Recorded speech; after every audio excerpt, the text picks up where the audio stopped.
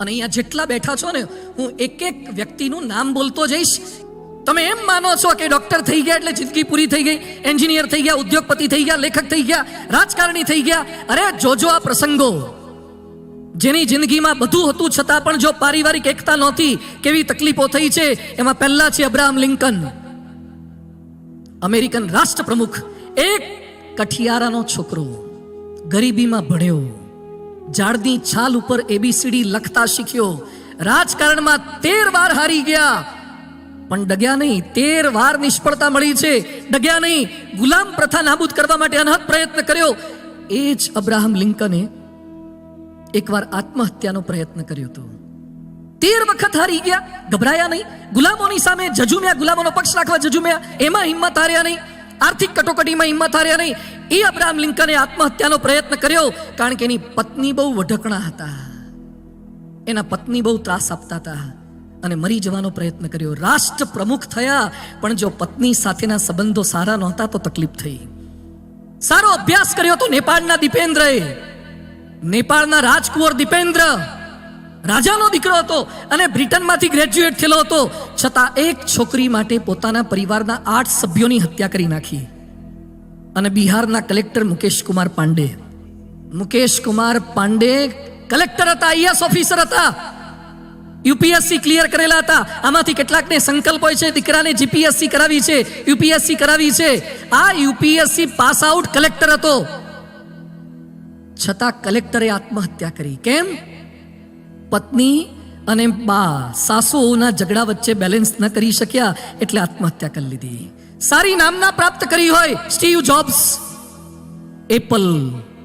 આજે એપલ સાંભળીએ અને સ્ટીવ જોબ્સ યાદ આવે, સ્ટીવનું નામ જોઈએ અને એપલ યાદ આવે. હવે જેટલા ધંધા કરો છો ને ધ્યાનથી સાંભળજો, ધંધો કેમ કરાય. ઘણા 5-7 વર્ષે એમના એમ હોય છે. 1976માં પ્રારંભ કર્યો, $1,000 મૂડી સાથે. 23મા વર્ષે $10 લાખ કમાતા થયા અને 24મા વર્ષે $1 અબજ કમાતા થયા. 24 વર્ષે તો $1 અબજ કમાયા છે. પણ એના પાર્ટનર વોઝનિયાક સાથે ન બન્યું. રોનાલ્ડ રેગન પાસે પ્રાઇઝ લેવા માટે ગયા હતા તો એ પોતાના પાર્ટનર સાથે સ્ટેજ પર ન ગયા અને એપલ કંપની છોડવી પડી. જો તમારા મિલે સુર મેરા તુમારા નહીં હોય, હ્યુમન રિલેશન સારા નહીં હોય તો લોકોની વચ્ચે તમે મિક્સઅપ નહીં થઈ શકો. અનેક શોધ સંશોધન કર્યા. સ્ટીફન હોકિંગ સંપૂર્ણ ડિસેબલ. પૃથ્વી પર આપણામાં ખોળખાપણ નાની મોટી હોય ને, આ વૈજ્ઞાનિકને મગજ સિવાય લગભગ કશું હલતું નહોતું. એક આંગળી સહેજ હલતી હતી. આવી પરિસ્થિતિમાં ઓક્સફર્ડમાં, કેમ્બ્રિજમાં, હાર્વર્ડમાં લેક્ચર આપતો હતો વૈજ્ઞાનિક, પીએચડી થયેલો. 2014માં એના પર ફિલ્મ બની છે, થિયરી ઓફ એવરીથિંગ. છતાં એના 2 લગ્ન નિષ્ફળ ગયા. 2 લગ્ન નિષ્ફળ ગયા અને એ મર્યા ને એ પહેલાનું એક સ્ટેટમેન્ટ આવ્યું હતું. હું ધ્યાનથી બોલું છું, બધા ધ્યાનથી સાંભળજો. બ્રહ્માંડના રહસ્ય સમજવાને સમજાવવા સરળ છે, પણ ઘરમાં રહેલી પત્નીને સમજવી અતિ અઘરી છે. આ તો હું તો સ્ટીફન હોકિંગનું એક વાક્ય બોલ્યો છું. આ સ્ટીફનની એકલાની નહીં, ગામ આખાની અનુભૂતિ છે. સમજવા અતિશય અઘરા છે. અનેક શોધ સંશોધન થાય છતાં પણ અઘરું આ છે. વિપુલ સમૃદ્ધિ, જીને રીને હાટ બાઈ હતી એને તકલીફ. વિન્સેન્ટ વાન ગોગ ચિત્રકાર, સનફ્લાવરનું એક ચિત્ર દોર્યું હતું એણે, 45 કરોડમાં વેચાયું. એક ચિત્ર 45 કરોડનું. સનફ્લાવર, ખાલી સૂર્યમુખીનું ફૂલ દોર્યું, 45 કરોડમાં ગયું. તમે સૂર્યમુખીનું ફૂલ દોરો, કેટલામાં જાય? નીચે લખવું પડે આ સૂરજમુખીનું ફૂલ છે, કારણ ધતુરા જેવું લાગતું હોય. સૂરજમુખી દોર્યા પછી 45 કરોડમાં જાય. એ એમ કહે છે કે ચિત્રકાર થવા કરતા એક સારો પતિ થયો હોત તો વધારે આનંદ આવત. અને આખી દુનિયામાં જે અત્યારે મોટું નામ છે બિઝનેસમેનનું, છોકરાઓ નામ યાદ છે? Elon Musk, SpaceX. એટલો પૈસાદાર માણસ છે, એટલો સાહસિક માણસ છે. જાત જાતનો સ્પેસએક્સ, ઇલેક્ટ્રિક ગાડીઓ, ઉડતી ગાડીઓ, આટલો પૈસાદાર માણસ છે. પણ છતાં એલન મસ્કની સંપત્તિ કેટલી છે? $269 અબજ. કેટલી? $269 અબજ. આટલો પૈસો છે પણ છતાં એલન મસ્કને 3 વાર છૂટાછેડા થયા છે. એના કરતા તમે હારા નહીં? બોલો, તમે સફળ કહેવાય કે સફળ કહેવાય? તમે સફળ છો. જેફ બેઝોસ, $170 અબજ સંપત્તિ છે, એમેઝોનનો માલિક છે, એને 1 વાર છૂટાછેડા થયા છે. Napoleon I have the any comfort of this world, but I have not seen 6 happy days in my life. 6 સુખના દિવસો જોયા નથી, કારણ કે પત્ની બહુ શંકાશીલ હતી. એલ્ટન જ્હોન, બ્રિટનનો પોપ સિંગર છે. આ એક રાતના 8 કરોડ રૂપિયા ફી લે છે. હિથ્રો એરપોર્ટ પાસે બંગલો છે. 20 મહિનામાં 1.5 વર્ષમાં 280 કરોડનું શોપિંગ કર્યું. 280 કરોડ 1.5 વર્ષમાં શોપિંગમાં ખર્ચ્યા. 56 જાતની કાર છે એના ઘરમાં. પોર્શે કાર છે, જેગુઆર છે, લેક્સસ છે, આવી બધી મોઘી મોઘી કાર છે.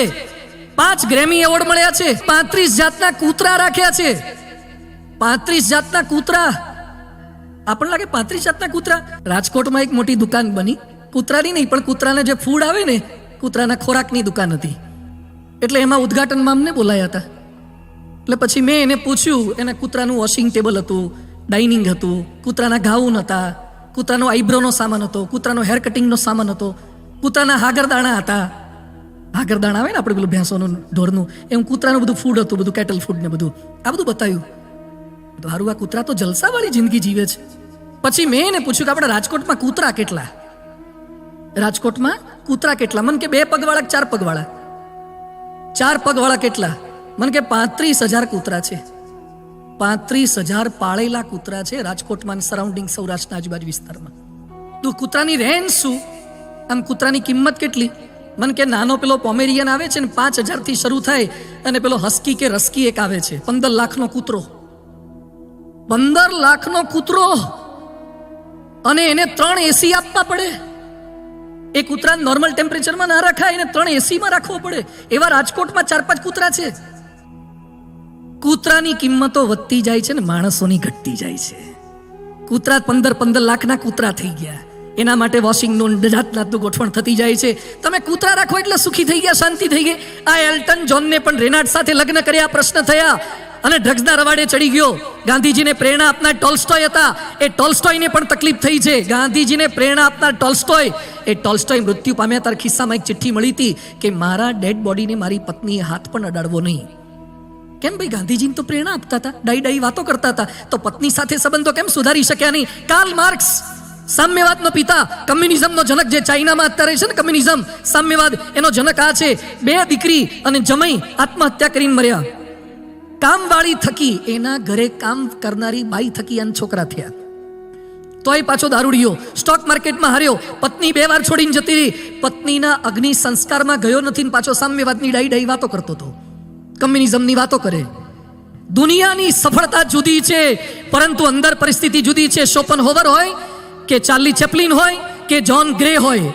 જ્હોન ગ્રે જેણે પુસ્તક લખ્યું છે મેન આર ફ્રોમ માર્સ અને વુમન આર ફ્રોમ વિનસ, પુસ્તક છે, બહુ સરસ પુસ્તક છે, કે પુરુષો મંગળ ગ્રહ પરથી આવ્યા છે અને બૈરાઓ શુક્ર પરથી આવ્યા છે. એટલે બેને મેચિંગ થવું અઘરું તો થશે જ. એક સિંગલ ફેસ છે, બીજો 3 ફેસ છે, એટલે થોડા ધડાકા થાય છે. હા, એક એરટેલનું નેટવર્ક છે, બીજું વોડાફોનનું, મર્જ થતા વાર લાગે ને, થોડું કામ ભેગું કરતા વાર લાગે. આ પુસ્તક, એના પર પ્રવચન થાય, એના કાર્નેગી હોલમાં પ્રવચન થાય. 6 વર્ષ સુધી બેસ્ટ સેલર એનું પુસ્તક રહ્યું છે. એને 2 વખત છૂટાછેડા થયા. 60 લાખ પુસ્તક એના વેચાયા છે કે લગ્ન જીવનમાં સફળતા કેમ મળે. આ પ્રસંગો સાંભળ્યા પછી નથી લાગતું કે સિદ્ધિઓની ઊંચાઈ કરતાં પણ સંબંધોની ઊંડાઈ વધારે જરૂરી છે?